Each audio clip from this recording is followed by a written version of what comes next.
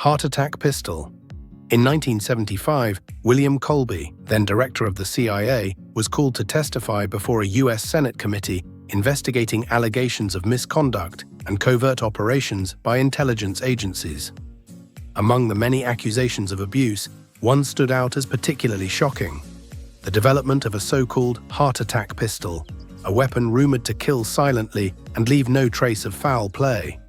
The committee's hearings were part of a broader investigation into covert actions by the CIA, FBI, and NSA, sparked by reports of assassinations targeting both foreign and American figures.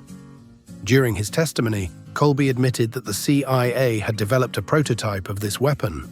The heart attack pistol was described as a silent firearm capable of shooting a dart coated with a toxic substance. This dart, he explained, was so small that it could penetrate clothing, feel no more than a mosquito bite, and deliver a toxin that caused a fatal heart attack within moments. Once inside the body, the dart would dissolve completely, leaving behind only a faint red mark at the entry site. The revelation stunned the public, as it confirmed suspicions of the CIA's involvement in clandestine weaponry designed for undetectable assassinations. It also connected to broader concerns about Project MK Naomi, a classified initiative aimed at advancing chemical and biological warfare technologies. Though the weapon was never confirmed to have been used operationally, its mere existence fueled conspiracy theories and raised ethical questions about the boundaries of government-sanctioned espionage and covert action. USA's fake Cuban terrorist attack. During the early 1960s, the Cold War rivalry between the US and the Soviet Union reached a critical point, with Cuba at the center of the geopolitical conflict. After Fidel Castro's rise to power, Cuba aligned itself with the Soviet bloc, nationalized US businesses, and allowed the stationing of Soviet nuclear missiles on its soil, triggering the Cuban Missile Crisis. Against this backdrop, the US Department of Defense devised a controversial plan known as Operation Northwoods. This plan aimed to fabricate a pretext for a US invasion of Cuba by staging terrorist attacks on American soil. Proposed actions included the hijacking of civilian airplanes, simulating their destruction by Cuban forces, and staging bombings in US cities like Miami and Washington, D.C. The operation also involved creating a fake Cuban communist terror campaign to sow fear among American citizens. Other elements of the plan included sinking a US ship and orchestrating mock funerals for fake victims to garner public outrage. Despite its approval by the Joint Chiefs of Staff, President John F. Kennedy rejected the plan, recognizing the catastrophic risks it posed, including the possibility of escalating tensions with the Soviet Union into a full-scale nuclear war. Operation Northwoods remains one of the most infamous examples of how far governments might consider going to justify military intervention, highlighting the moral dilemmas and strategic calculations of Cold War geopolitics. CIA's fake animals. During the Cold War, the CIA explored unconventional methods of espionage, leading to the development of animal-inspired surveillance tools.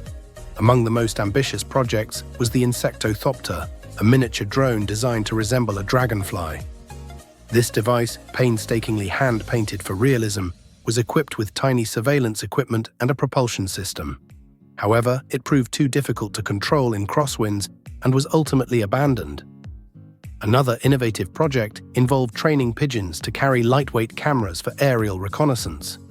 These pigeons were also taught to drop listening devices on windowsills, though no useful audio was ever recorded from the equipment. Similarly, fake fish equipped with sensors were deployed to collect water samples for nuclear contamination. The CIA's ingenuity extended beyond devices. They experimented with training real animals like cats to act as spies. In Operation Acoustic Kitty, cats were implanted with microphones and radio transmitters, but the project was ultimately shut down due to the challenges of training cats to follow commands.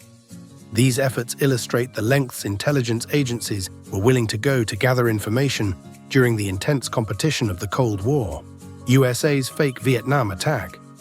In 1964, at the height of Cold War tensions, the US escalated its involvement in Vietnam after the alleged Gulf of Tonkin incident. On August 2nd, the USS Maddox was engaged by North Vietnamese forces while conducting a covert operation near Vietnam's territorial waters. A second attack was reported on August 4th, but evidence for this incident was highly questionable. Captain John Herrick of the Maddox initially reported the second attack, but later expressed doubts, suggesting that radar signals had been misinterpreted due to bad weather. Despite Herrick's skepticism, the Johnson administration used the incident as justification to pass the Gulf of Tonkin Resolution, granting President Lyndon B. Johnson broad authority to escalate military operations in Vietnam without a formal declaration of war. Decades later, declassified documents revealed that the second attack had likely never occurred. It was a case of distorted intelligence, possibly manipulated to secure public and congressional support for war. Historians now view the Gulf of Tonkin incident as a critical turning point in the Vietnam War, marking the beginning of America's most controversial military engagement. Canada's gaydar. In the 1960s, Canada's government initiated a campaign to identify and remove LGBTQ+ individuals from public service roles, particularly in the police and military. As part of this effort, psychologist Dr. Frank Robert Wake developed a device nicknamed the Fruit Machine to detect homosexual tendencies. The machine measured physiological responses, such as pupil dilation, to images and words deemed to have homosexual connotations. Though the device was pseudoscientific and unreliable, it was used to justify the firing of hundreds, if not thousands, of individuals. The campaign, now referred to as the Gay Purge, reflected deep-seated prejudice and caused untold harm to those targeted. This dark chapter in Canadian history underscores the dangers of institutionalized discrimination and the misuse of science for political purposes. The US government poisoned alcohol. During Prohibition, 1920 to 1933, the US government faced a booming black market for alcohol, fueled by organized crime. To combat this, officials resorted to a drastic and ethically questionable measure. They intentionally poisoned industrial alcohol, which was commonly used by bootleggers to produce illicit liquor. By adding methanol, a toxic substance, the government hoped to discourage illegal consumption. However, bootleggers continued to sell the tainted alcohol, leading to widespread fatalities. In 1926, New York City alone reported 585 deaths from methanol poisoning, with nationwide fatalities exceeding 5,000 by the end of Prohibition. Critics condemned the government's actions, arguing that they disproportionately punished consumers rather than curbing organized crime. The episode remains a stark example of how public health policies can backfire with deadly consequences. CIA's fake vaccines. In its hunt for Osama bin Laden, the CIA conducted a covert operation disguised as a hepatitis vaccination program in Pakistan. The program aimed to collect DNA samples from residents near bin Laden's suspected hideout, hoping to confirm his presence by comparing the samples to DNA from his deceased sister. While the operation failed, it had far-reaching consequences. The revelation eroded trust in vaccination campaigns, leading to a surge in vaccine hesitancy in Pakistan.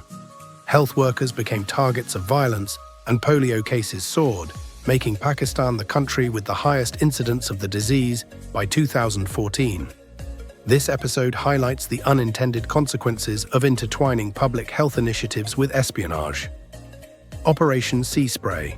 In 1950, the US Navy conducted Operation Sea Spray, a biological warfare experiment in San Francisco. The goal was to test the city's vulnerability to biological attacks by releasing two types of bacteria, Serratia marquescens and Bacillus globigii, into the air. Officials believed these bacteria were harmless, but the experiment led to unexpected health consequences. Shortly after the operation, 11 residents were hospitalized with severe urinary tract infections, one of whom died from complications. Although the government denied direct responsibility, the incident raised ethical questions about non-consensual human experimentation. Operation Sea Spray is now cited as a cautionary tale of the risks associated with biological testing in civilian populations.